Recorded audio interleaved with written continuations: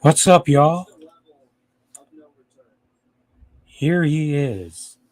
Finally, your host, that's kind of between the coast, is coming to you live from the Mile Highland City. This is Andrew Rochford, host of the Rochford Files, coming to you on a hot Monday night. And look who's here right at the start. It's WCSN. Hey, burning hot at 68 degrees, down from 69 at least, Oregon. Oh, well. I got an interesting fact about my 69th subscriber. Very interesting one. And yes, connected to the sexual number 69 too. Wink, wink. But yeah, we got a lot to cover tonight, and hope this all goes good because there's a lot to get into. Oh.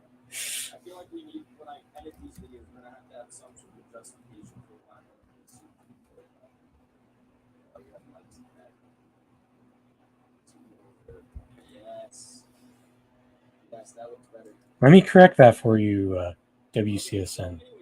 This is how Highland is spelled. Yeah, let's go in and get this thing started now. As always, if you're on YouTube, please like, stream. If there's anyone new that you can think of sharing it to, please do. Subscribe if you're new. Haven't been seeing very many new people on the YouTube side of things for a while. More so on Twitch. Now you've got it.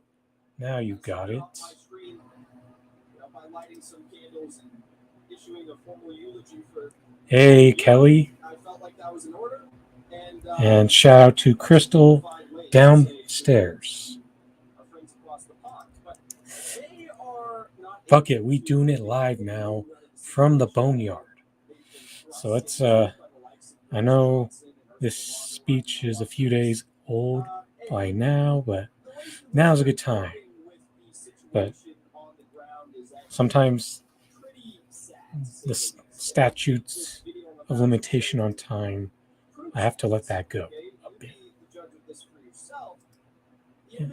I'm not sure how deep we'll go into this, but we'll see.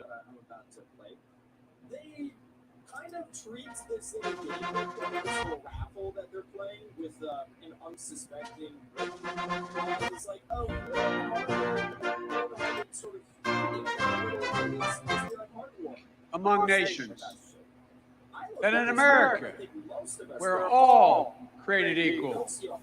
This is where the United States Constitution was written and debated. This is where we set in motion the most extraordinary experiment of self-government the world has ever known. With three simple words: we the people. We the people.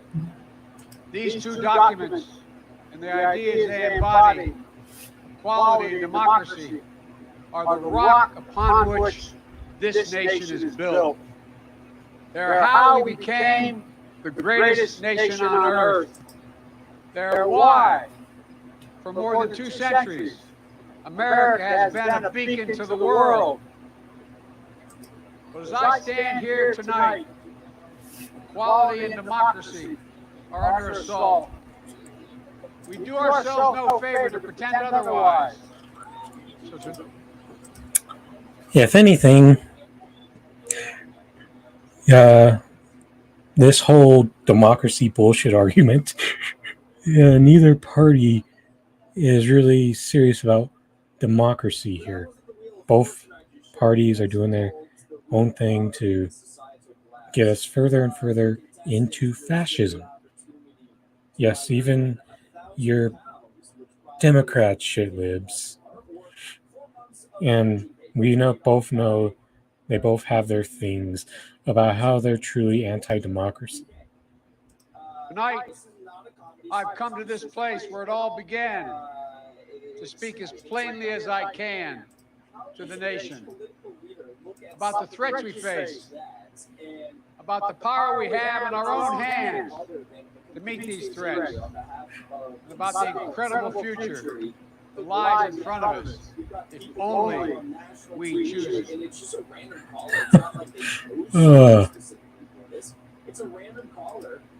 Hey, Leah, good to see you here again. And yes, it is pretty hilarious how Biden, the big thing that I'm going to hone in on is how Biden tries to make MAGA sound drastically different than what he's doing right now. And in certain aspects, he has been more effective at getting Donald Trump's agenda over with people who would have been throwing a hissy fit over it if the orange guy was trying to do it in a second term. We must never forget, we the people are the true heirs of the American experiment that began more than 2 centuries ago. We the people have burning inside of each of us the flame of liberty that was lit here at Independence Hall. Flame that lit our way through abolition, the Civil War, suffrage, Great Depression, World War, Civil Rights. That sacred flame still burns. Now is our time, as we build an America that is more prosperous, free and just. That is the work of my presidency. Mission I believe in with my whole soul. First, we must be honest with each other, with ourselves. Too much of what's happening in our country today is not normal. Donald Trump. Okay, first off, let's not pretend like you're being normal here, Mr. Biden. We know that you were the installed force to make sure that you could still carry a conservative agenda through just because of how much of a level of derangement that people have over Donald Trump, and that you're supposedly supposed to be a more palatable face for the same things, when I think a lot of us here pretty much view you two in much the same similar way. MAGA Republicans represent an extremism that threatens the very foundations of our republic. I would say that the blue MAGA Democrats represent an extremism that threaten this. Doesn't matter what shit you paint on this label of the failed state of a country we are in right now. But both these parties are major fucking failures, and you're the face of the failure right now. I want to be very clear up front. Not every Republican, not even the majority of Republicans are MAGA Republicans. Oh, wrong. That's a big difference. Your average committed Republican voter will not only go along with MAGA, but they'll continue to gleefully do so in the process.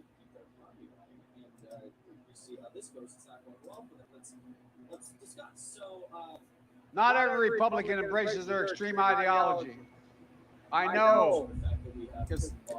Man, why did over 90% of normal Republican voters, both elections, vote Trump.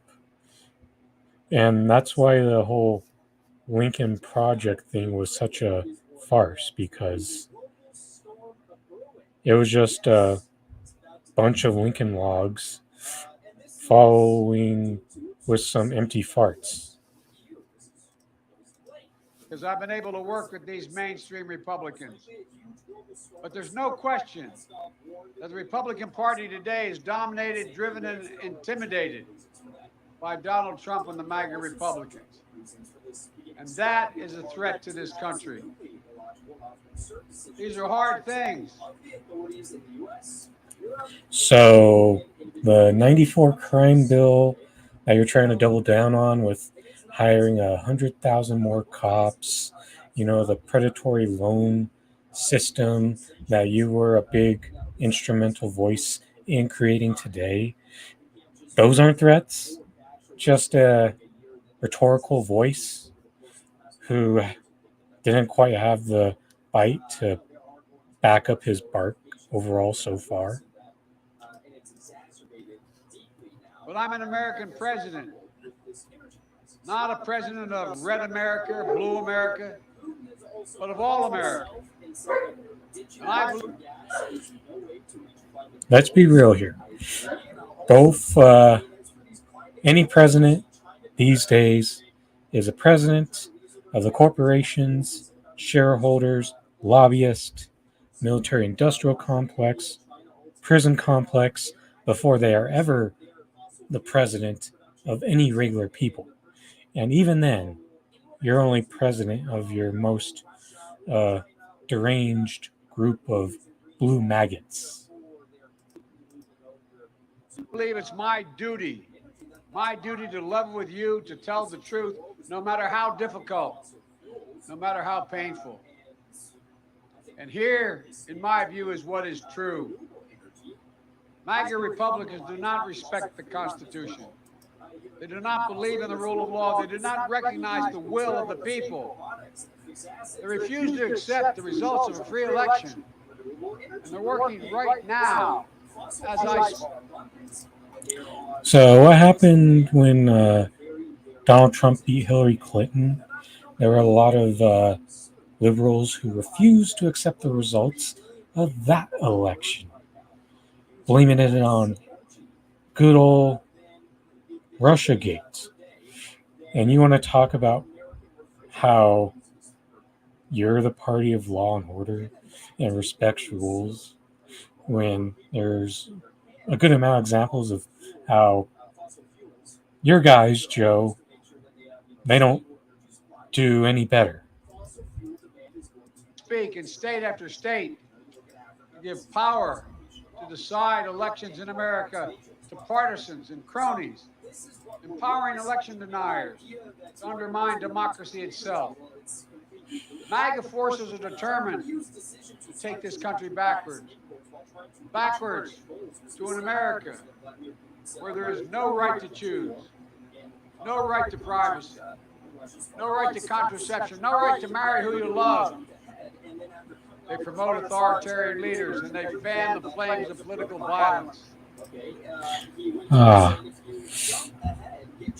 I would consider you, Joe Biden, to be quite an effective authoritarian, because you have this false illusion of inclusionary language, just like trying to say that you're a pro-choice president in favor of gay marriage, when the truth is, when it comes down to it, you're the face that takes up space of a actual fighter. And Democrats are not actual fighters here.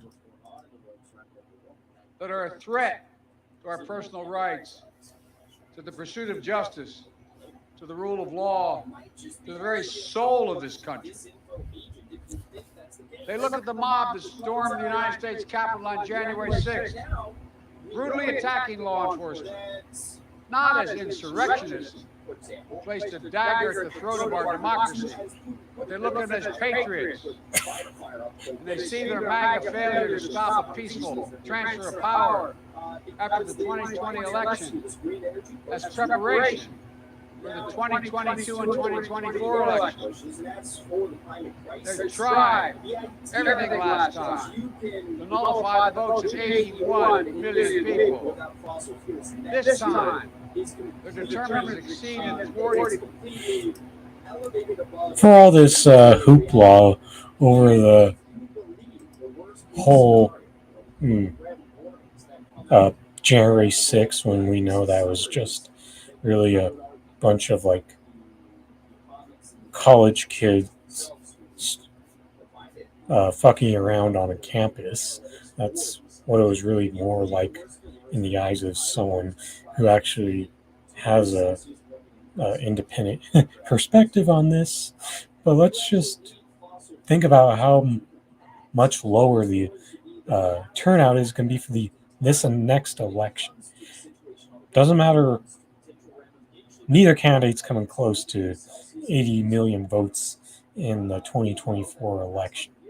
In fact, I'm not even sure either of them can get 75 million. The will of the people. That's why respected conservatives like Federal Circuit Court Judge Michael Ludwig has called Trump and the extreme MAGA Republicans, quote, a clear and present danger to our democracy.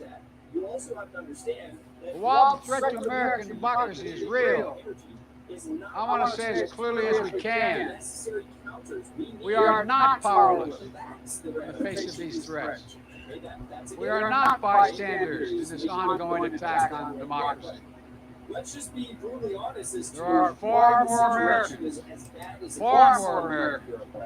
Americans from every background and belief who reject the extreme MAGA ideology than those that accept it. Guess what? Joe Biden is designed to be the guy who makes you think he's going to be an actual like adversary to red MAGA, but the truth is he's just there to be the jobber to the stars. That's the purpose of Joe Biden right there, not to be an actual fighter. And that it's not just good enough to oppose the red MAGA. You got to be opposing the blue MAGA just as hard, if not harder. And folks, it's within our power, it's in our hands, yours and mine, to stop the assault on American democracy. I believe America is at an inflection point. One of those moments that determine the shape of everything that's to come after. And now, America must choose to move forward or to move backwards, to build a future or obsess about the past, to be a nation of hope and unity and optimism, or a nation of fear, division, and of darkness. MAGA Republicans have made their choice. They embrace anger. They thrive on chaos. They live not in the light of truth, but in the shadow of lies. But together we can choose a different path. We can choose a better path. Forward to the future. A future of possibility, a future to build and dream and hope. We're on that path moving ahead. I know this nation. I know you, the American people. I know your courage. I know your heart. And I know our history. This is a nation that honors our Constitution. We do not reject it. This is a nation that believes in the rule of law. We do not repudiate it. 90% of the Russian oil. WCSN guillotines for all delegates and super duper delegates. Dems alone created their super delegates from the ashes of democracy that they crushed in the 60s. And this is the part of the speech, in my opinion, where there's people out there who thinks this is a an actual good speech. Oh, you have some of these like shitlib lefties. Ooh, he really went in hard on that MAGA, didn't he? When the reality is, what he's doing right now, he's making sure to maintain that divide. And this speech was a very effective tool in making sure that continued to happen. This is a nation that respects free and fair elections. We honor the will of the people. We do not deny it. And this is a nation that rejects violence as a political tool. We do not encourage violence. We are still an America that believes in honesty and decency and respect for others. Patriotism, liberty, justice for all, hope, possibility. We are still at our core a democracy. And yet, Oh yeah, I didn't even touch on the part where he talks about coming out so hardly against their violence. But yeah, he's really come out pretty hard against what he perceives as left violence, because we didn't, all the people who went out to protest 2 years ago when the police tear gassed and shot rubber bullets at them, weren't like, may we please have more policemen. That's why he'll clamp down as hard on the left for being unruly too. And how this pretty much makes them sound really damn close to the Republican Party and how their agenda sounds. yes,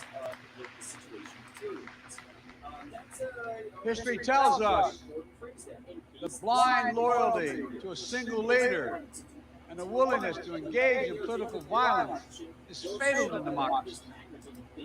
For a long time, we told ourselves that American democracy is guaranteed, but it's not.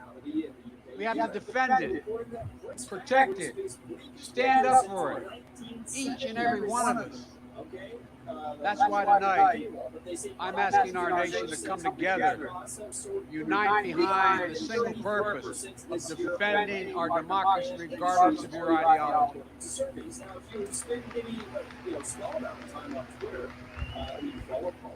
We're all called by duty and conscience to confront extremists who put their own pursuit of power above all else.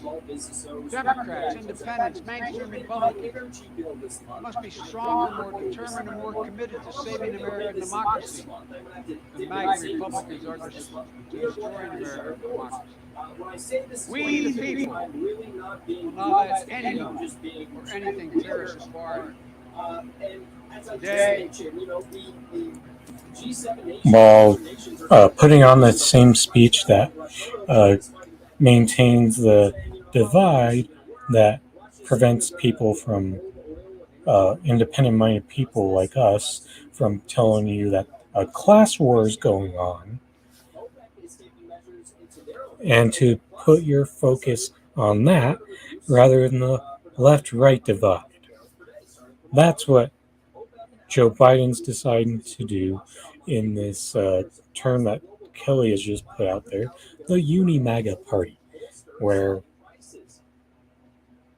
it's pretty much like Pepsi or Coke. For most people, you're hardly going to notice a difference. A few people will have some strong preferences when it comes to that, but by and large, generally the same.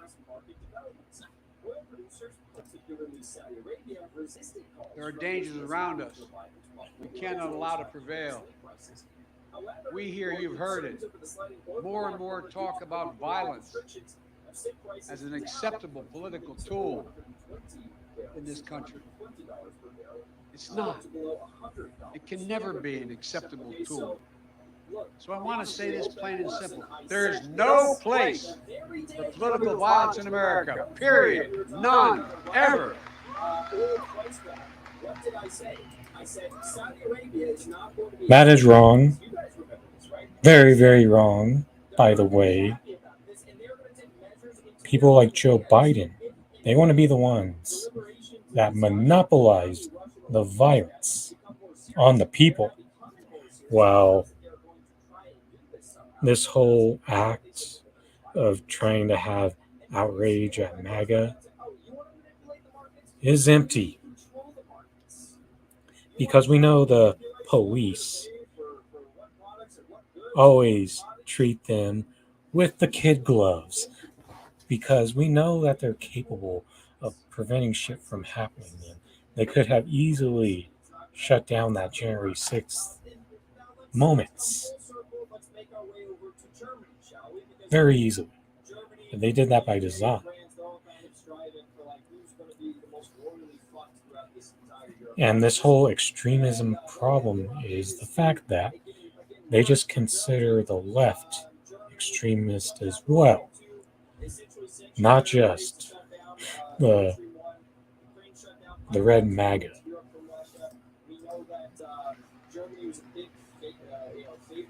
We saw law enforcement brutally attacked on January 6th.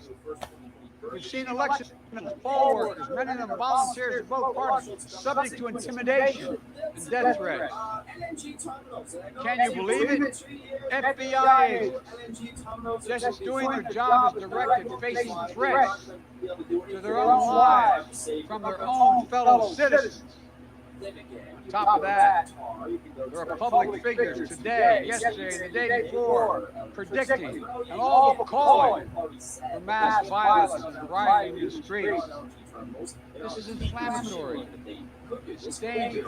It's against the rule of law. We, the people, must say, this is not who we are. Is left with two options.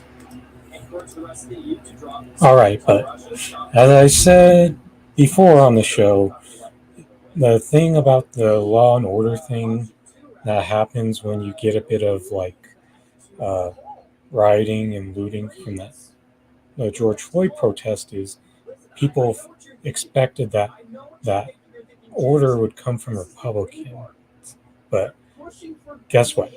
You're getting it from a blue Republican and Joe Biden. So this is where the little twist, the plot turn, because of the fact that he's the one that is making the appeal to law and order. And if you remember in that Netflix documentary, The 13th, they really... Ava DuVernay, the director, really illustrated the point of how Democrats had to outlaw and order the Republicans in order to get power. And don't forget how Bill Clinton was even having to outflank his presidential opponent both terms on a law and order as well.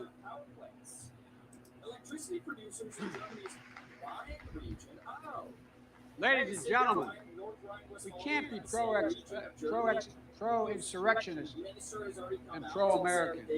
They're incompatible. We can't allow violence to be normalized in this country. It's wrong. We each have to reject political violence with all the moral clarity and conviction this nation can muster. Now, we can't let the integrity of our elections be undermined. For that is a path to chaos. Look, I know politics can be fierce and mean and nasty in America. I get it. I believe in the give and take of politics, in disagreement and debate and dissent. We're a big, complicated country. But democracy endures only if we, the people, respect the guardrails of the republic. Only if we, the people, accept the results of free and fair elections. Only if we, the people, see politics not as total war, but mediation of our differences. This is a moment where I would throw up the Nick Young confused gif, because you're trying to say we're both a democracy and a republic at the same time, when the reality is we aren't either. And free and fair elections. How's that possible when the United States is also among the least transparent? Democracy cannot survive when one side believes there are only two outcomes to an election. Either they win or they were cheated. And that's where the MAGA Republicans are today. They don't understand what every patriotic American knows. You can't love your country only when you win. It's fundamental. But I think you can love your country better if you're so frustrated with it that you hate all the politicians in power ruining it. I would consider those people to be more genuine in liking the country than people who eat up their version of red and blue nationalism. American democracy only works only if we choose to respect the rule of law and the institutions that were set up in this chamber behind me. Only if we respect our legitimate political differences. I will not stand by and watch. I will not the will of the American people be overturned by wild conspiracy theories and baseless evidence-free claims of fraud. I will not stand by and watch elections in this country stolen by people who simply refuse to accept that they lost.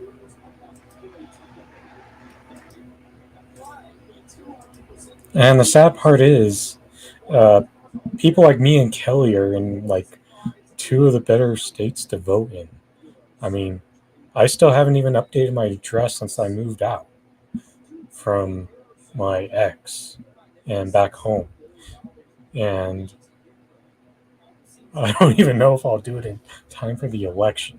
And I can absolutely understand why someone like Kelly, even in Oregon, has lost the interest in voting, the drive to vote, especially when there's really only a few things where your vote could even matter a bit on, and that's all down at the bottom of the ballot.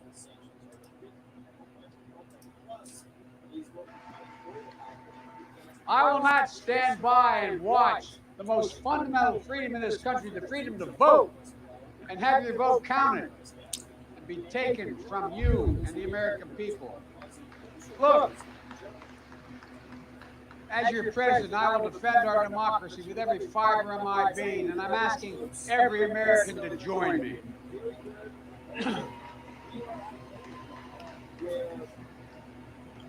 Throughout our history, America has often made the greatest progress coming out of some of our darkest moments, like you're hearing that bullhorn. I believe we can and must do that again, and we are.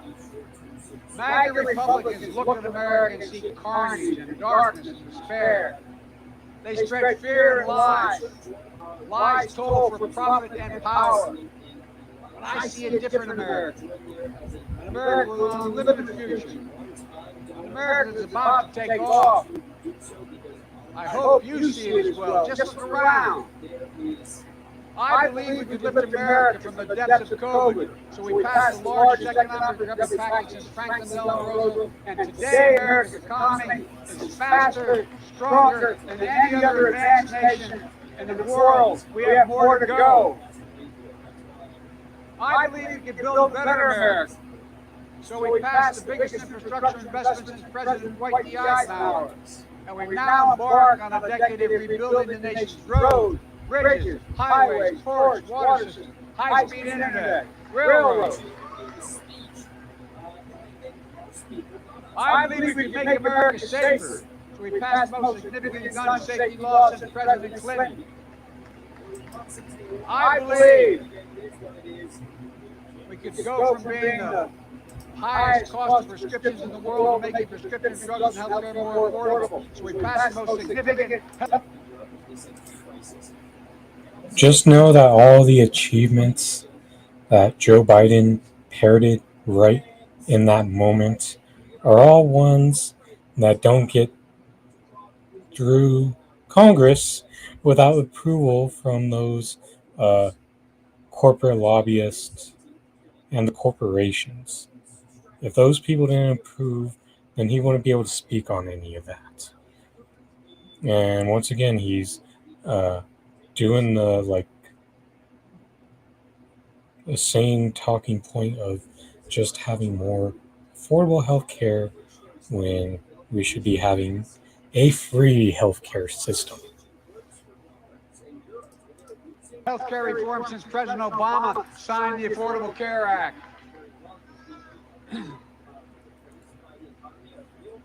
I believe we could create a clean energy future and save the planet. So we passed the most important climate initiative ever.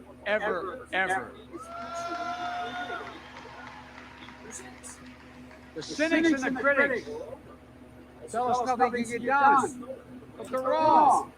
There is not a single thing America cannot do, not a single thing beyond our capacity if we do it together.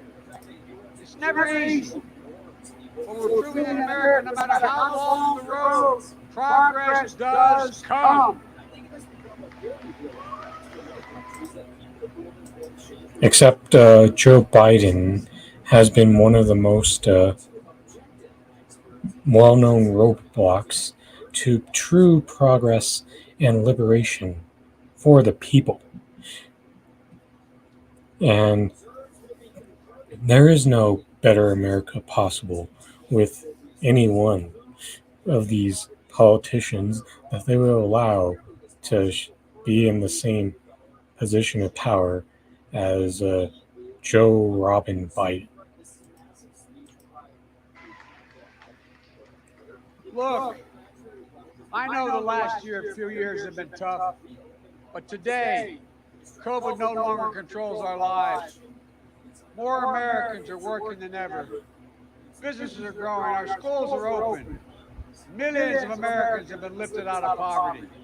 Millions of veterans once exposed to toxic burn pits will now get what they deserve for their families and the compensation. American manufacturers come alive across the heartland, and the future will be made in America. No matter what the white supremacists and the extremists say. I made a bet on you, America. Except Joseph Biden is a white supremacist and an extremist himself.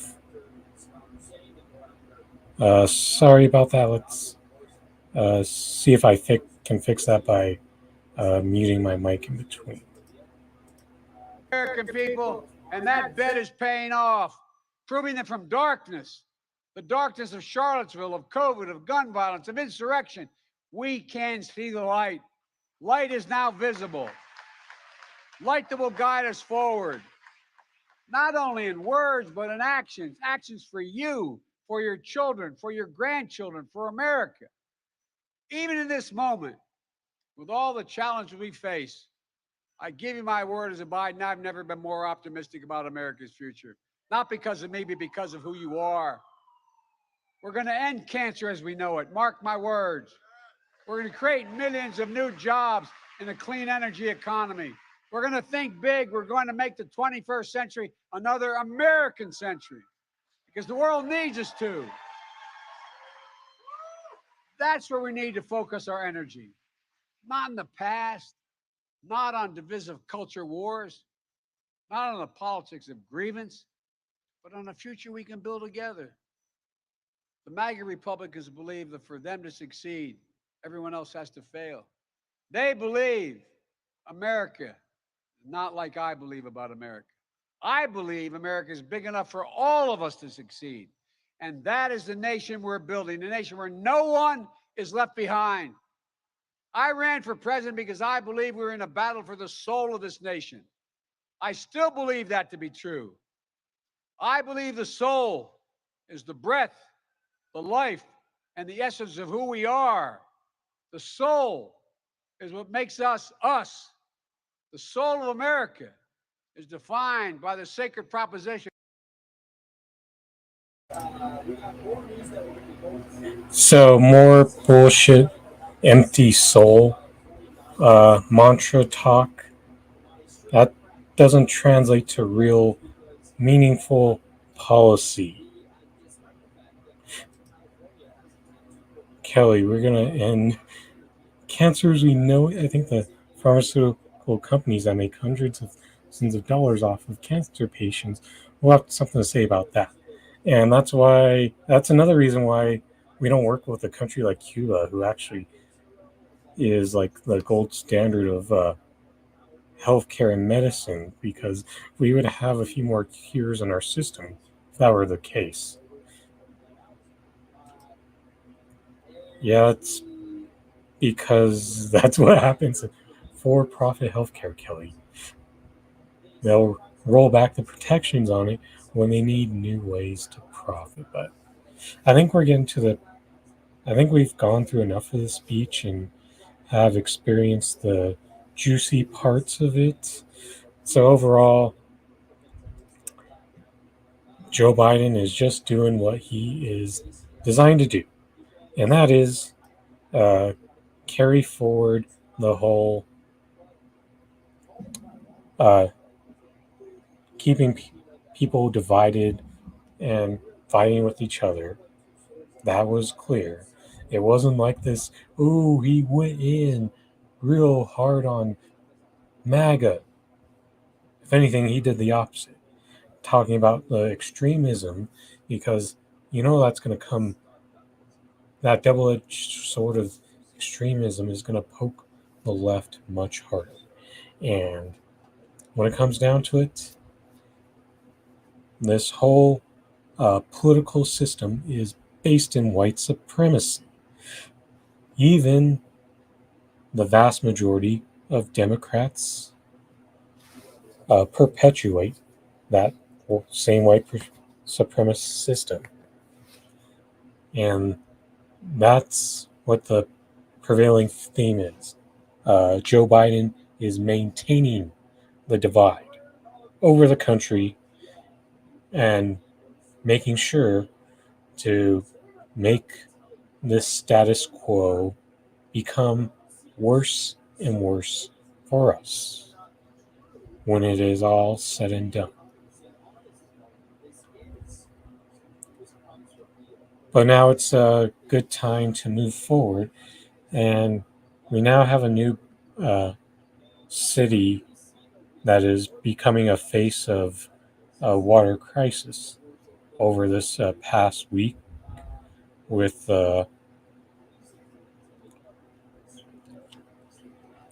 Jackson, Mississippi. Kelly, I can't even get an MRI for my back problems in Joe's Progressive America, but they will sure write me a prescription for Oxycontin.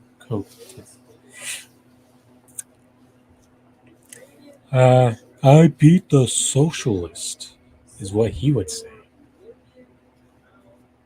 when the so-called socialist he beat was barely a social democrat.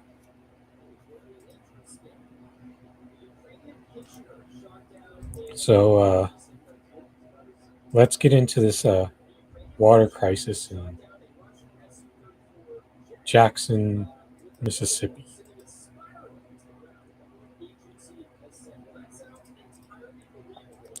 The same Jackson, Mississippi that Bruno Mars mentions in Uptown Funk. So let's update some of the tweets, the top tweets on this. So now they joined Flint, Michigan as a place with no clean water. And let's feature a tweet from friend of the show, James Fauntleroy. Jackson, Mississippi, and Flint, Michigan have no clean running water. Yet we send billions to Ukraine and Azov Nazis. Thousands of people die each year because they have no health care. Yet we send Israel billions to commit crimes against Palestinians, and they have universal health care. And that's the absolute sad part about this. And there, now you can see JB Font's tweet much better. Underwater funk now. Yes, that's right, WCSN. And if someone like Bruno Mars wanted to make a social statement, you would make a new version of it and rename it to this. But I don't think Bruno Mars has it in him to put himself out there and make social statements like that, for better or worse. As we later on in the show, we'll get into some Jay-Z.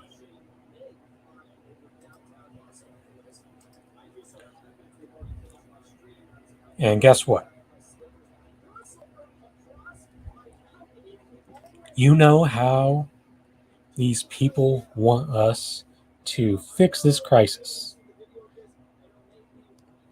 Just by sending endless supplies of bottled water by the motherfucking truckloads. Don't get me wrong, if they were serious about fixing this problem, they would need that water in the meantime. But they would rather spend more money over the long term to just continuously send these people bottled water. And that's even if they do any of their parts. Because what they would really want is for it to be on us to do. They want us doing most of the work to provide the people of Jackson, Mississippi, much like in the way that we've been having to support the people of Flint, Michigan with the water. And guess what? We know that these two cities are not the only ones that don't have clean water, but they are the two that have the biggest spotlight on them. And a new spotlight just shined on Jackson, Mississippi, an overwhelmingly black population there. So there's a reason why, right there, why this is going to be a permanent water crisis. Because guess what?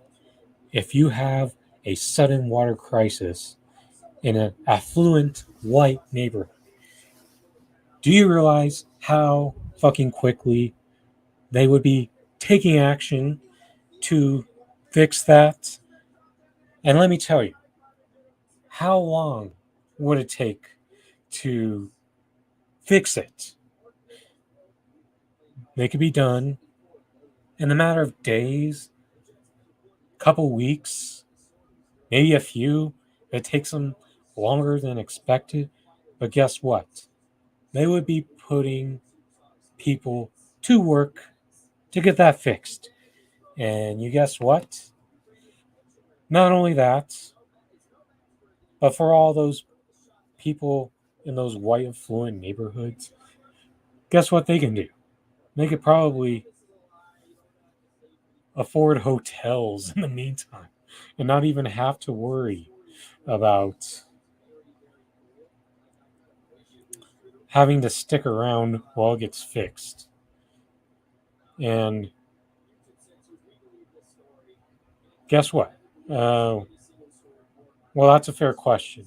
And we don't really know what it would really take to fix it because they have fucked around and refused to show us what that would look like when it came to Flint, Michigan. For those of you who don't remember, Barack Obama went down for a bullshit visit to Flint, Michigan and pretend like the water was fine and not take any action overriding the Republican governor at the time, Rick Snyder. And Michigan has a Democratic governor right now, Gretchen Whitmer. And guess what? Flint still has dirty water. So when it's all comes down to it, does it really matter which party is in charge if neither one takes true and serious action to effectively address this water crisis? And the honest answer is no.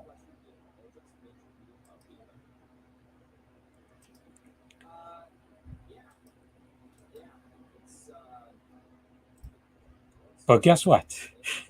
While Mississippi and their Republican dominated uh, government there won't do shit to help and still wouldn't do any better, even if they got a shit ton of extra money on top of what they get sent to them.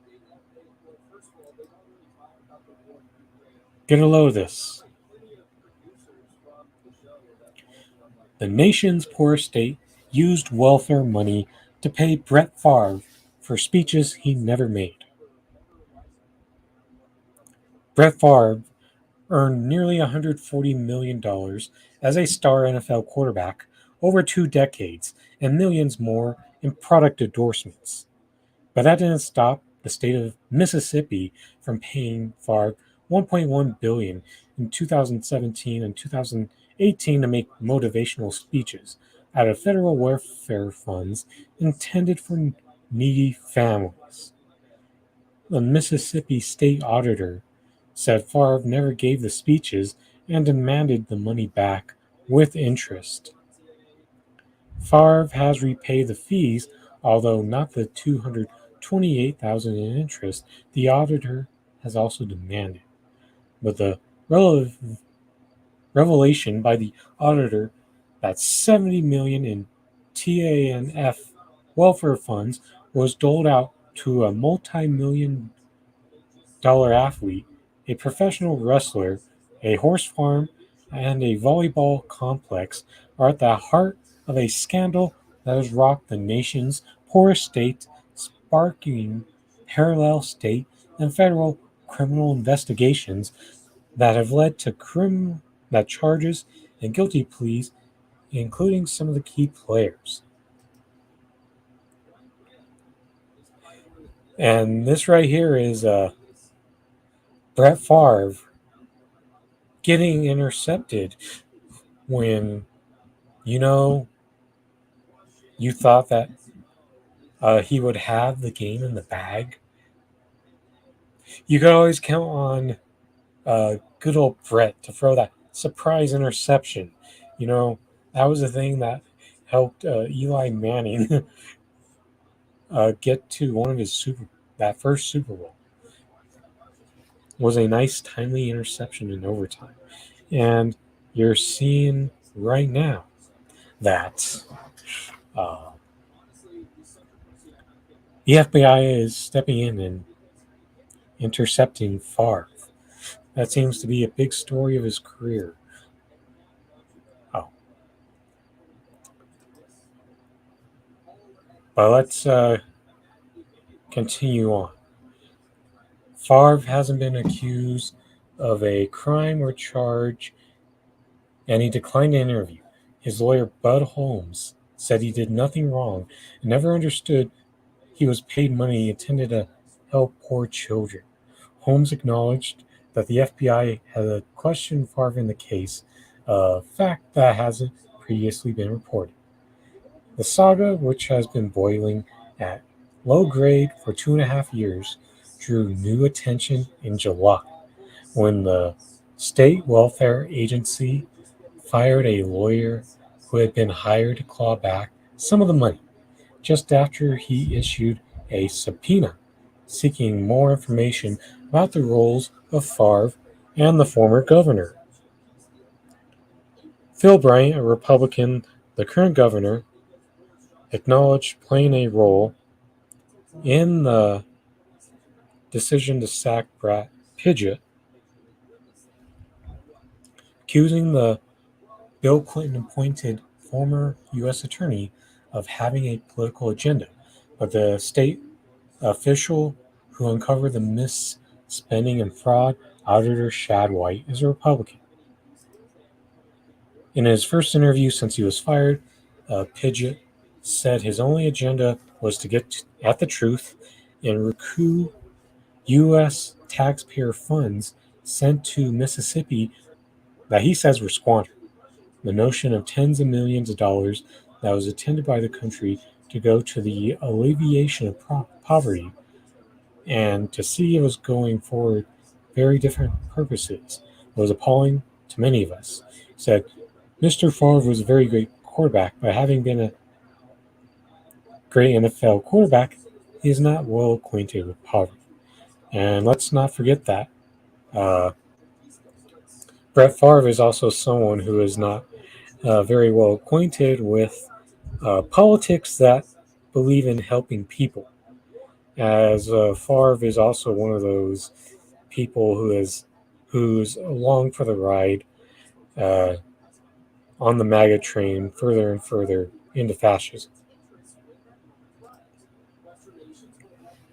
Pidgeot, who before he was fired, sued on behalf of Mississippi's welfare agency, naming Favre and 37 other grant recipients, laid ultimate blame at the feet of top Mississippi politicians, including Bryant. Governor Bryant gave tens of millions of dollars of this TAD welfare money to a nonprofit led by a person who he knew well and who had more connections with his political party than with the good people of Mississippi, who have had the heart and the skills to actually cajole people out of poverty or prevent teenage pregnancies, he has said. In an interview with the website Mississippi Today, Bryant said he never knew where the grants came from. His lawyer didn't respond to a request for comments.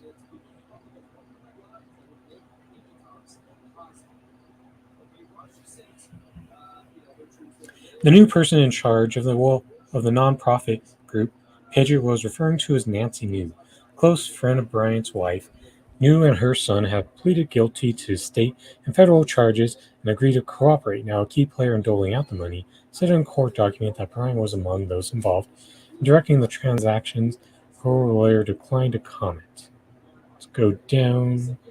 Favre defended himself in a series of tweets last year against allegations from White, the state auditor, that he accepted money for speeches he never intended to give. The speeches aren't the only welfare grants tied to Favre. Text messages obtained by Mississippi Today and authenticated by Pidgeot showed that Favre sought a $3.2 million grant for a drug company in which he was a shareholder, and a $5 million award that built a volleyball arena at the University of Southern Mississippi, where his daughter played the sport and where he played football. Favre's lawyer declined to comment. Let's see, is there anything else? Okay. Now we get to the part of the wrestler. At least $3 million went to Ted DiBiase, a retired professional wrestler. Marcus Dupree, a former college football star, also received $370,000 in welfare funds, which prosecutors say partly went to fund his horse ranch. And Ted DiBiase, the $1 Million Man. Everyone has a price, including Ted DiBiase in real life. How is giving poor children motivational speeches helpful? How about food, good education, and air conditioning? Not to mention that. Exactly, Kelly. Points exactly.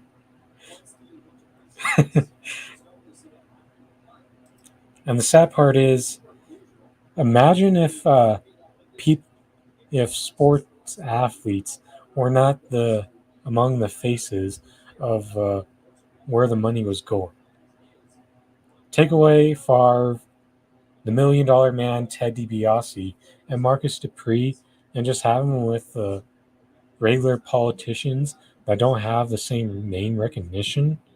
And this shit probably wouldn't have been discovered. There's a reason why this got found.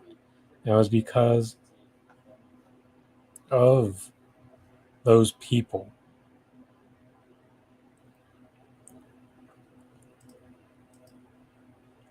That right, Favre so could have been the governor. It's kind of too late.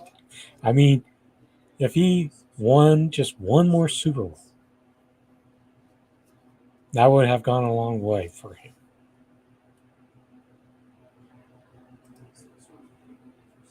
Didn't Obama buy like 500, $228 million drones a week before he did nothing in Flint that waste a lot of gas to fly in?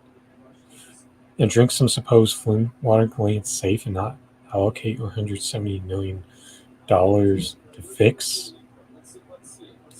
Which is now more like $2 billion, which I'm sure would be about roughly the same cost in Flint too. Remember when Obama recently did that? His will make his little shot in the gym, and he yells, "That's what I do." Remember the amount of people he killed with those drones? That was a 90% civilian, and he would probably flex on that if he were in the same way as if that 90% was applied to him being a 90% from the free throw line.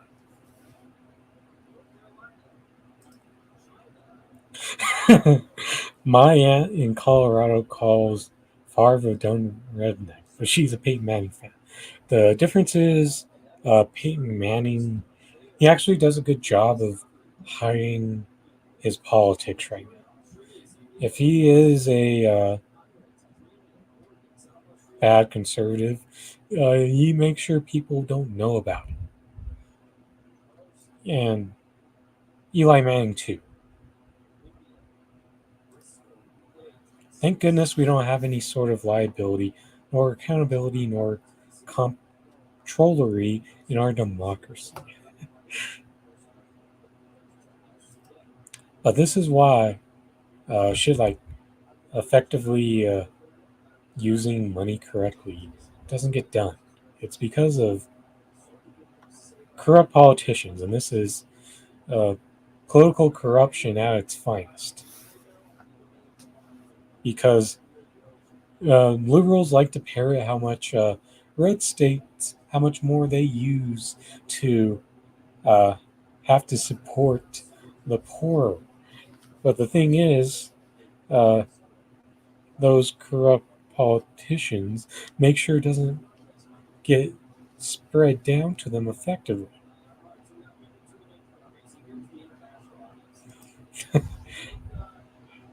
Yeah, he is a face of that Papa Pete Murphy's wannabe Empire for shutout. And don't forget, Shaquille O'Neal was the face. They agreed to be the face to try to uh, be like a redemption from Papa John's racism.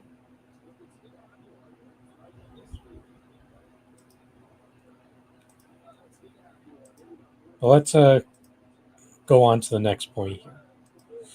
From a good imperialist anti-imperialist reporter, Asal Rod. Today, the United States will spend more than $2 billion on war. Today, then again tomorrow, and the day after, and the day after. Why it could take up to $2 billion to fix the water system in Jackson, Mississippi. As I said before, this would actually be a very easy thing to do. And they've shown that they are capable of doing it quite easily, given how easily they hand over billions and billions and billions of dollars to Nazis in Ukraine. They could easily have spared a tiny bit of that to resolve this water crisis in Jackson, Mississippi. But the problem is, it's probably not going to work unless the people of Jackson, Mississippi are going to start to cry about being attacked by Russians. That's about the only way the United States will have some sense of motivation to uh, even pretend like they could care about fixing this. Because the truth is, they don't. They couldn't give any fucks less about it. If we're being perfectly honest here. Because, hell, now they're quietly starting to fund the proxy war in Taiwan. And you know what makes this shit worse? The new Prime Minister of the UK, Liz Truss. She wants to go and send UK troops down to help Ukraine.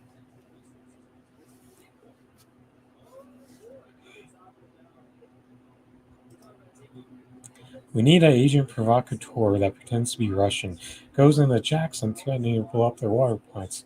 Maybe there will be some action. And you know what could help that a bit more is if we have some Chinese provocateurs to help collaborate on that too. And don't forget, we need Cuban, Venezuelan, Nicaraguan provocateurs to join in. Imagine how motivated the United States would be motivated to take action if they had pretty much all their enemies pretend to threaten the water there.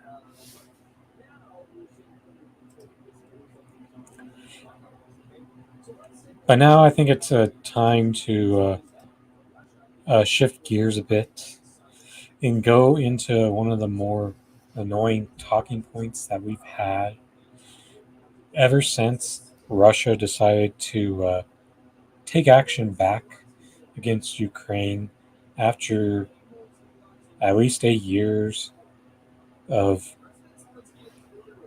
Ukraine taking action, attacking the Donbass and the Luhansk sovereign districts that are between them. And for this really tired talking point that some of the left has, we go to this tweet from Peter Dow. If you're anti-imperialist, you oppose Putin. If you're responding but Biden or but America, browse my tweets and you'll see plenty of criticism of U.S. imperialism and human rights abuses from both ruling parties. And we got plenty of good replies from actual, principled, anti-imperialist voices on the left. And we'll start off with Margaret Kimberly. Nope, who kept Syria from falling to Western proxies fighting for NATO imperialists? Russia? Who kept NATO from using Ukraine as a weapon? Russia? If you're anti-imperialist, you oppose the imperialist nations, US and NATO. They're the only imperialist in this world. The imperialist nation is the one with 800 bases around the world.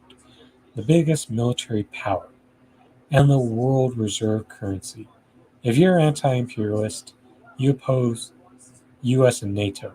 You don't get anti-imperialist bona fides opposing anyone else. That right there is true. And Margaret Kimberly is someone who actually does travel to countries in the global south and observe their elections. So she would have more credibility to be authority over Peter Dowell on this issue. Then we have Fiorella Isabel of RT and the Combo Couch. You don't have to like Putin to know history. Russia is merely putting their foot down against U.S. NATO expansion.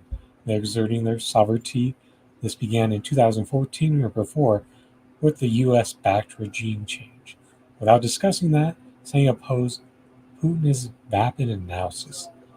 Equating Russia with the U.S. empire is ignorant at best. The U.S. is an imperialist country with those several military bases. Ask Africans and Latin Americans if they think Russia has tried exerting themselves on their countries. They haven't. How many bases does Russia have? And I'm sure that would pale far in comparison. Imperial and Danny Haifa. Imperialism is a system. Russia is not imperialist. Russia's economy has been ravaged by Western imperialism, and its military intervention in Ukraine was provoked by the United States and NATO. By your logic, all liberals who hate Putin are anti-imperialists when they are cheering on war. And if you want proof of how U.S. is cheering on war, Ricky Rance has gone on the ground a couple of times to show you rallies of these pro-Ukrainian rallies around Times Square, New York. And those were overwhelmingly shit-libs cheerleading for essentially World War III. And that is fucking pathetic.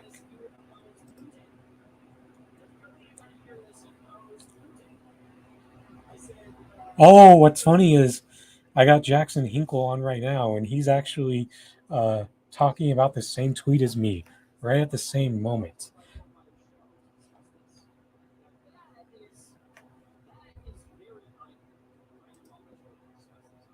What random timing?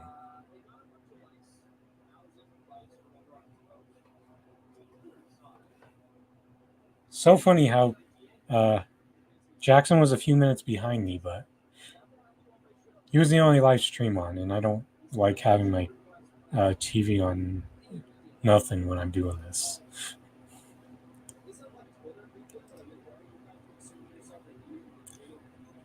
And Nick Cruz of Revolutionary Blackout Network, probably my best argument to start off with, without going in depth.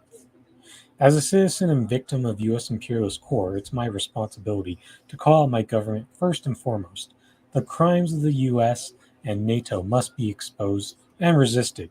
Fear-mongering over their largest geopolitical foes we can't influence is a waste of time. And that's where I'm at.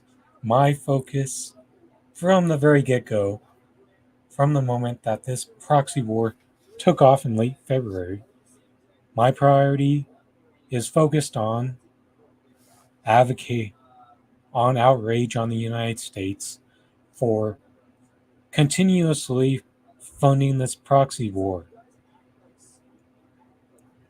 My focus is focused on demanding that the United States gets the fuck out of this shit. Not getting caught up in unproductive bullshit semantics on between Russia and Ukraine. When, let's be honest, if you're an enemy of US and NATO right now, then you're on the side that is against this US imperial core. And I as someone who wants to see the U.S. war racket get blown the fuck up and the end of imperialism, then I'm on the side of the countries fighting against that. Let's look at more of the faces. Jackson Hinkle, Chris Legion, Q Anthony Omeme,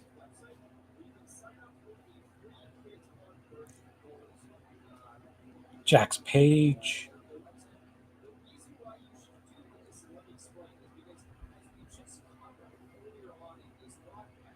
see, when you go through these replies, a shut ton of people to Peter Dow's left. And we thought that Peter had been really close to making that redemption arc. But when he tweets shit like that, he proves that he's still got a good, long, hard ways to go to make that full circle. Because you remember, he was one of the biggest shills for Hillary Clinton. And it wasn't until he got out of working for the DNC where that redemption arc just started to begin for him. But when you're on this shit like some of the left is, and another big lefty who is guilty of this shit, the Vanguard, by the way, who continues to come off as less and less impressive every time they debate someone. Like, even when they talk to people like Vaush and Sam Cedar, it's like collective meh type of victory. It's like having a 20-point lead, but then you fuck around in the fourth quarter and you barely win by 5. That's what the Vanguard has become these days. And they're another one of those lefties who's guilty of this both imperialist isms type talk. And it was important because that's been a pretty damn tired talking point that we've been hearing for a while. And at the end of the day,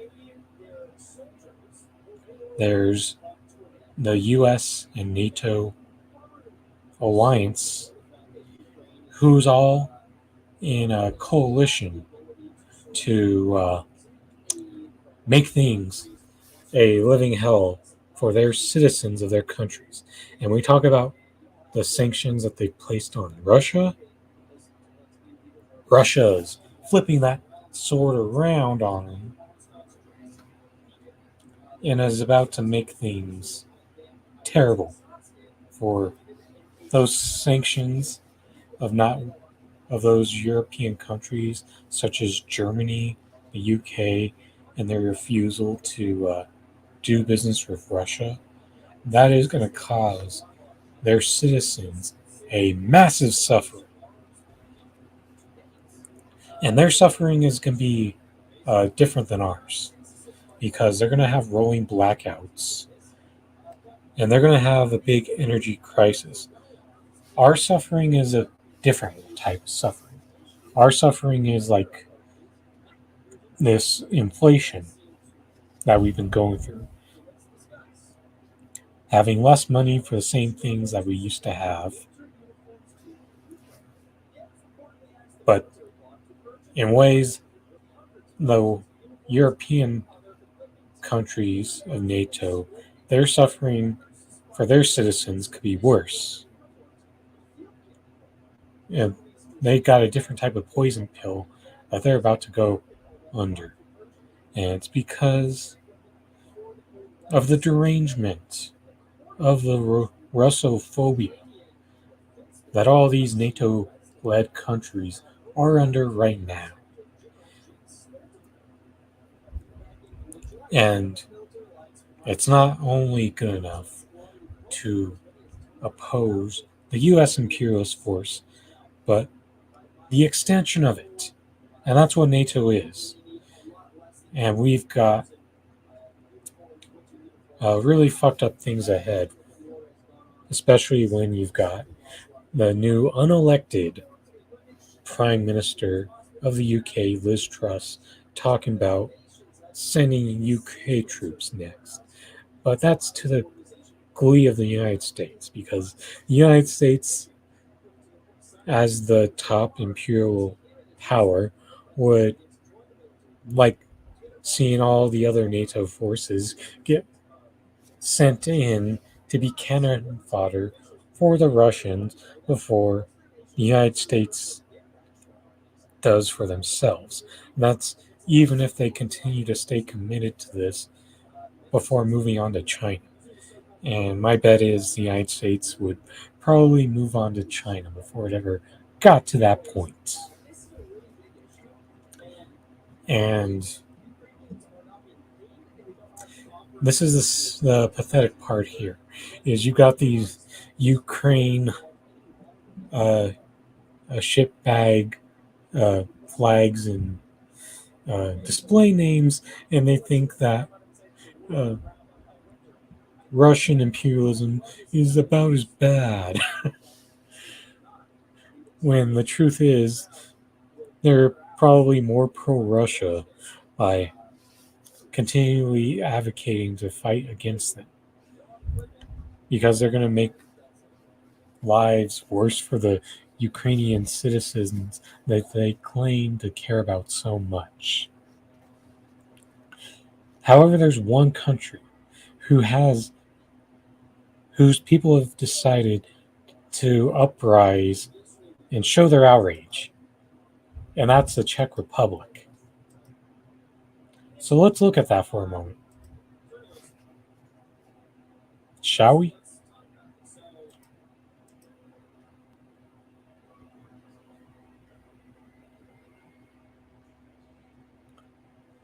The Czech Republic protest against EU, NATO, the EU, and soaring energy prices in Prague, Czech Republic today.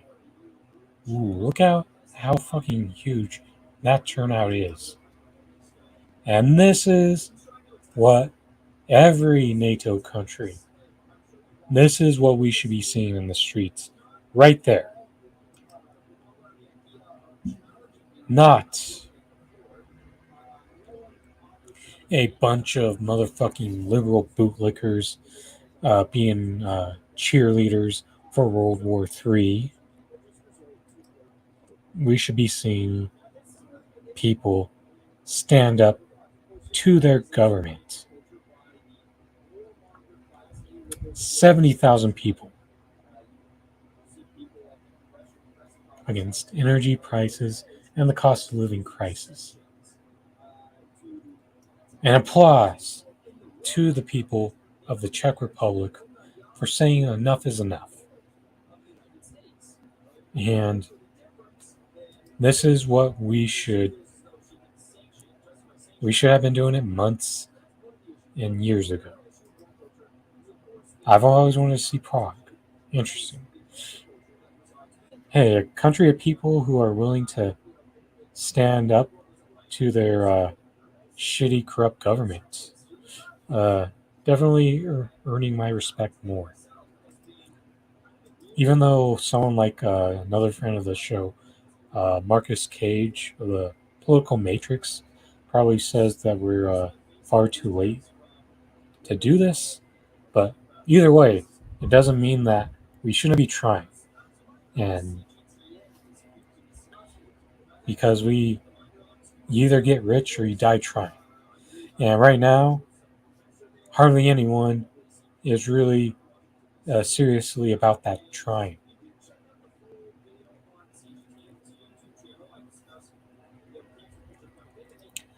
Ooh, look at this. Class war. Tens of thousands of protesters from the far right and far left joined forces to rally against the country's pro-Western Czech government in the capital on Saturday. You notice that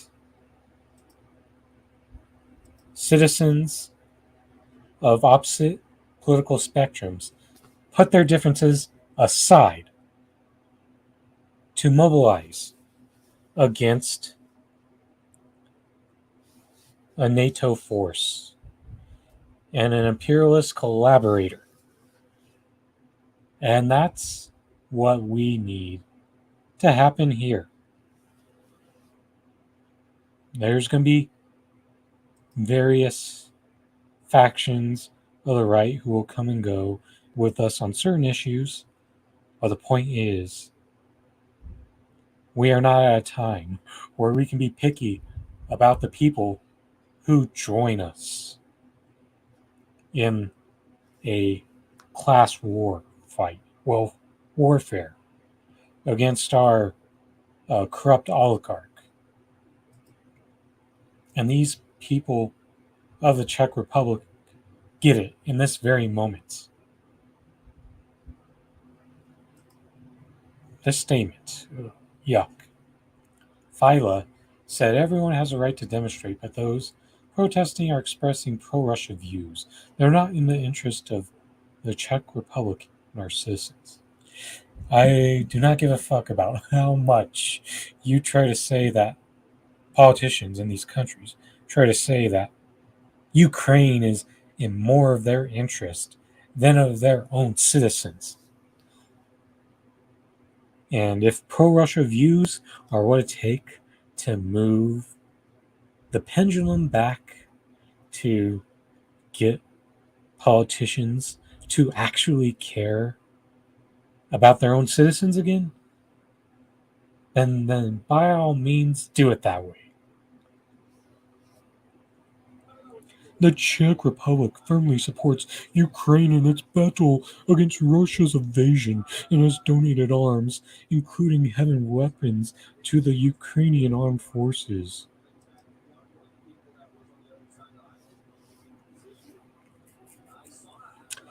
Europe is about to burn as heavy protests arise in Czech Republic and France over the high cost of energy. Yes, France has always been one of those countries who has been more about it. They get on the streets pretty often in France. They don't fuck around there. While a country like us is really unserious as a whole about challenging our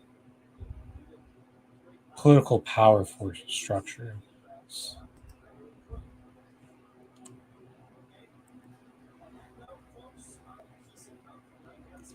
And it's absolutely absurd how just about all these other NATO countries all feel more likely to take to the streets in mass compared to the United States.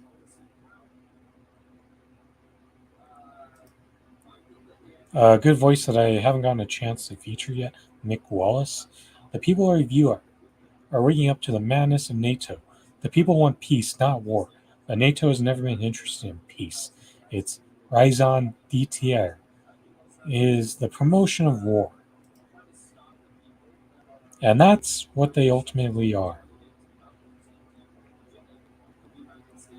And here's Fiorella Isabel showing a quick little video of how the protests look in France. Protesters in France demand an exit from NATO and the removal of Macron. Among the chants include were Macron get out, Macron destitution, let's leave NATO and Frexit.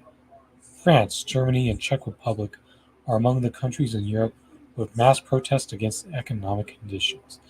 And when you tell people like Germany did that you don't really matter and that we're going to prioritize the Ukrainians, then this should be your logical response. Not to be complacent, sitting home, continue to take it until shit gets worse. because that's what largely the response of the United States has been. But this is the type of thing that we need to see more and more of. And let's be honest, shit hasn't gotten quite real yet. And I think once you start to see the rolling blackouts, the heat, the food supply, and many of the other, uh, the gas, once that shit gets more real and real for them, you're going to see this shit popping off more and more and more. But the thing is, the unfortunate part is, uh, it's probably not going to happen in the United States, as sad as that is, because they're doing just enough to keep the people from being outraged and frustrated when we should have already been to that boiling point over and over and over again. So let's get to the last thing for the night. And this is going to be on Jay-Z and him being upset over being called a capitalist. I think this is a good way to close out tonight's show.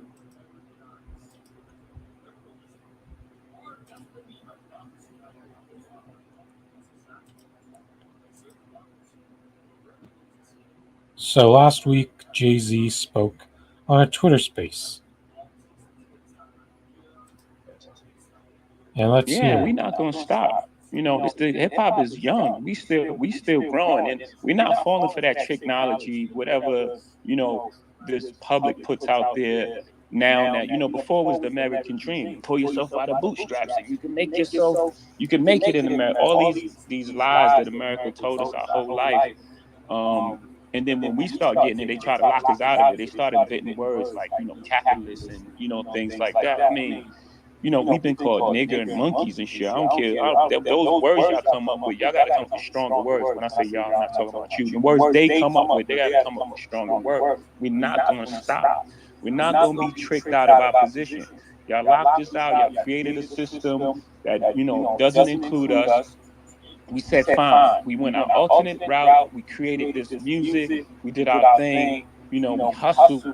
We fucking killed ourselves to get to this space. And now it's like eat the rich and think, man, we're not stopping. So that evolution is from us. We came from selling 7 records and selling records out our trunk, and no radio play. And I think Reasonable Doubt did 36,000 the first week, or something like that. I may be adding a little to it. So we come from I come from Marcy Projects. In my first house, 615 Lexington Avenue, my grandmother's house, 7 families lived. Like, she has 7 kids. My mother and my parents and siblings lived in that house. My aunt Niecy lived in that house. Hootie lived in that house. Butchie lived in the basement. I mean, this is one house. I went back to the house. I did an interview with Oprah, and I couldn't believe how small this house was. That all of us lived in that house. So again, that evolution that you speak of is real, and it's happening in real time, and I'm talking about it. And we're not going to stop, and we're not going to stop talking about it. We're not going to trick us out of it, make us feel ashamed to be successful in a place that set up a system for us to be dead at 21.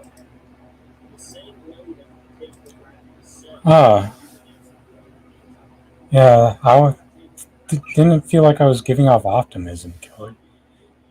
Because Americans won't do anything like that, and when they do, the movements are co-opted. We'll be living workforce housing and be happy for our 7. Yeah, I thought I wasn't. I thought I was conveying that point of pessimism of the United States being the last to be outraged and protest again. I guess I gave off some like false vibes of optimism in that little rant over that last segment.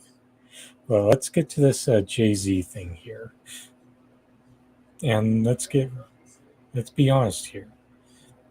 Jay-Z pretty much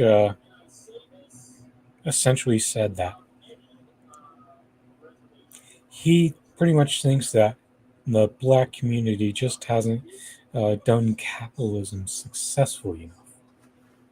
And let's be honest, with the way this capitalist system set up right now, it's rigged to where it only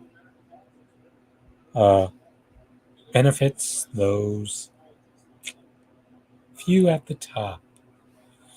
And it just so happens to be like professional sports and certain parts of like the entertainment industries are very black dominant. So that gives the false illusion that more black people could have success in this capitalist system. And the propaganda wants you to make you believe that MC Hammer fucked up because he tried to take care of too many people. When the thing is, shouldn't MC Hammer be commended more for trying to take care of more people than he possibly could? You know, this ESPN 30 for 30 document broke.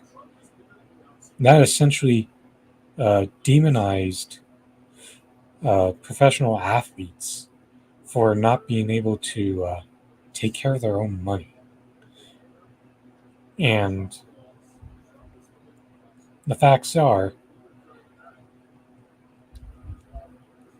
if you're going broke because you're trying to help too many people, like MC Hammer, then that should be more respected, not like the typical rich propaganda wants you to chastise rich people for failing to maintain being rich, when what we should be seeing is even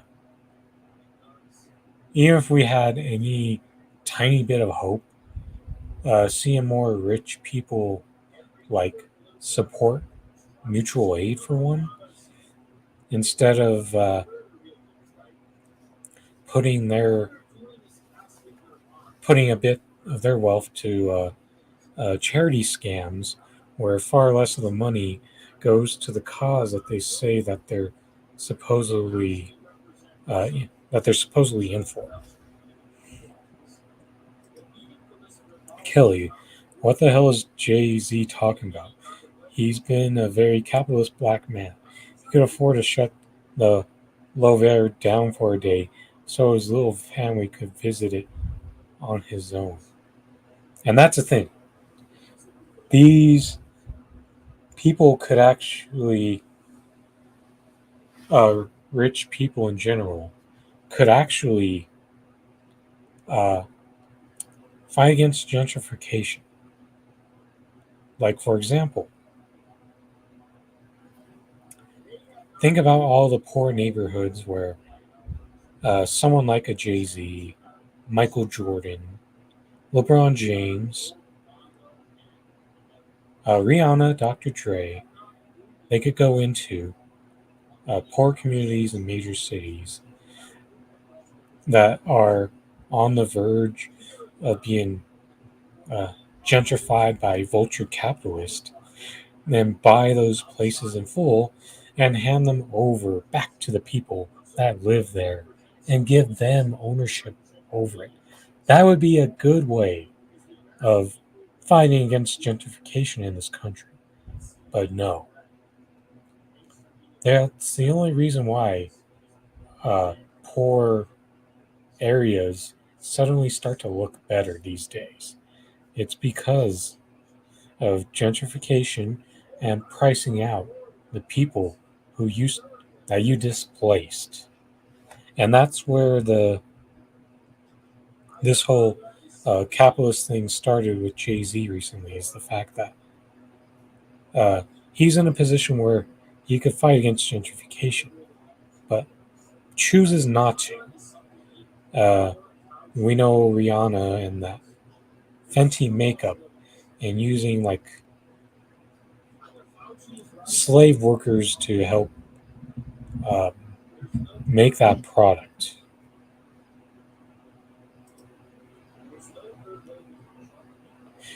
Well, Oprah built a girls' school in South Africa, but crickets on the Chicago public school system. Yeah, I didn't even mention Oprah yet. She has the power to prevent gentrification, not only in like one, two cities, she could choose several big cities in this country and step in and make sure gentrification doesn't happen. But they don't.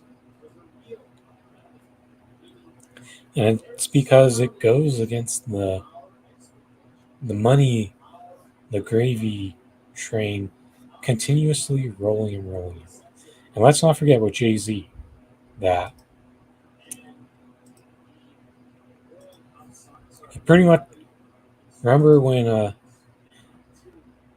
Roger Goodell pretty much installed him as a face of the a face of the NFL, and that he'd be involved in like setting up music for those future Super Bowl halftime shows.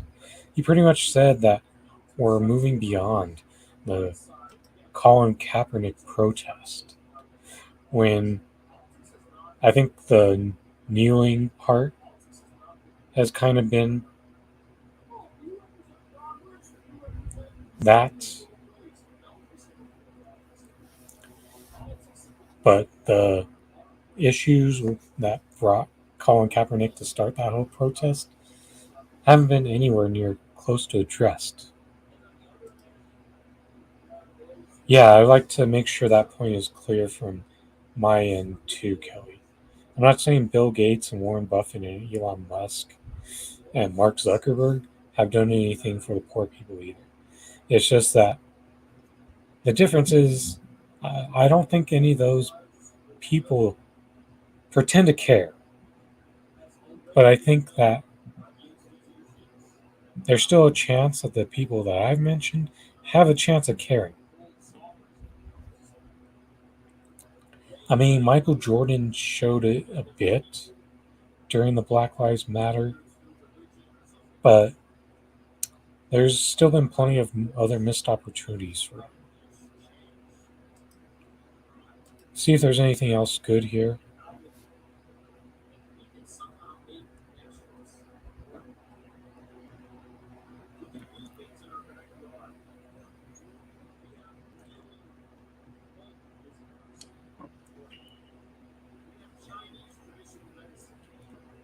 Oh, this is an interesting take right here. But I don't I respect it though. I despise Jay-Z since his first album. I clown everyone Jay-Z on top 20 list of MCs. As for that rambling that is receiving responses from people regarding capitalism, I remind black people to explain beyond a common word, make it clear to everyone it has the same meaning. Yes, I am not like as big on Jay-Z as other people are.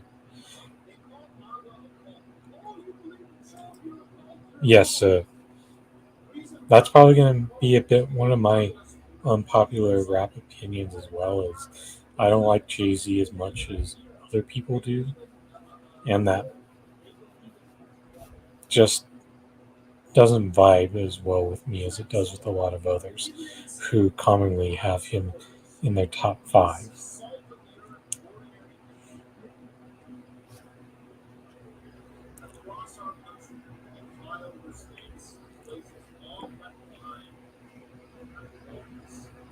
Someone,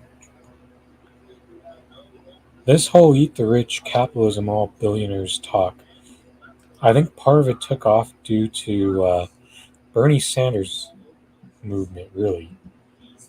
Otherwise, if it wasn't, I think Bernie's movement made it definitely more popular and showed that we have a pretty good diverse coalition of people who are on the left.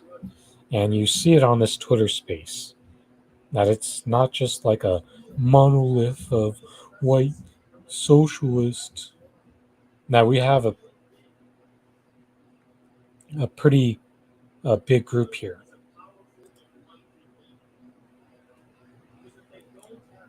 But I think that it would still be more on the fringes without like multiple Bernie Sanders campaigns.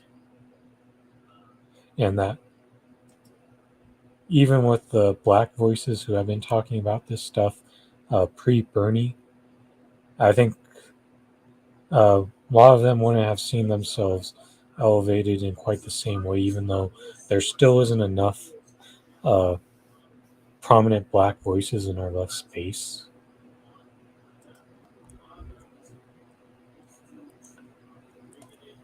But there's a reason why people are having such a swift rejection of capitalism, especially from the black community. It's because capitalism and how it's so intertwined to slavery. And that's a big reason for that. And let's not forget DJ Khaled's face, as James Fauntleroy pointed out on the Sabby and JB show on Thursday.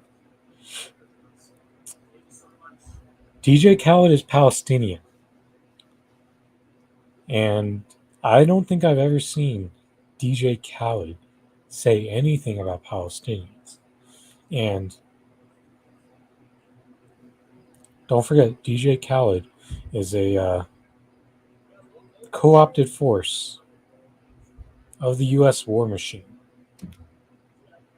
And if you want proof of that, look at how big of a role he had in Pitch Perfect 3 and how much the military was a big theme of that Pitch Perfect 3 movie.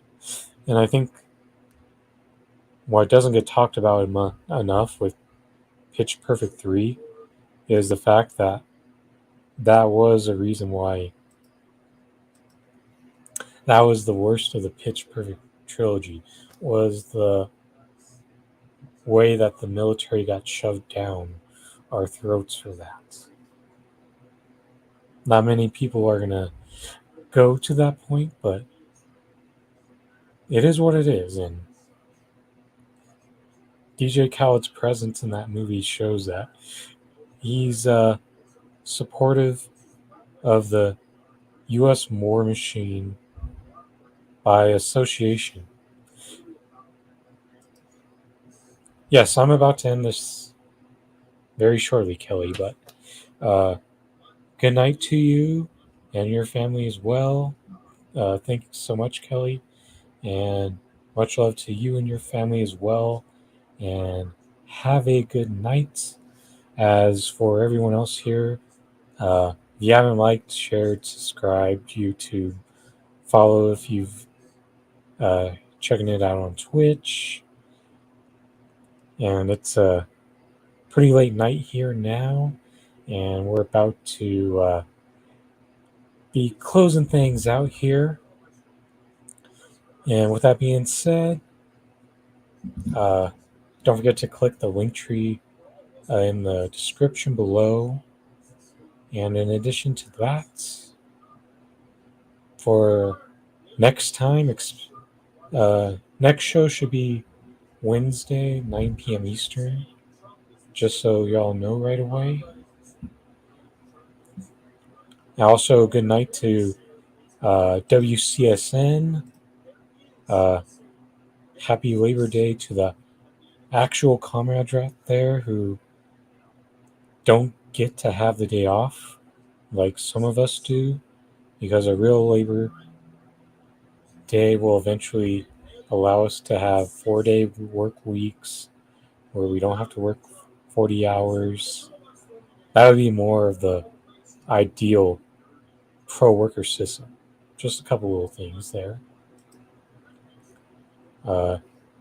Good night to you as well, WCSN, and be well, and hope things are well with you and your family. And with that being said, should be seeing y'all Wednesday, 9 p.m. Eastern. This is Andrew Rochford saying goodbye and good night.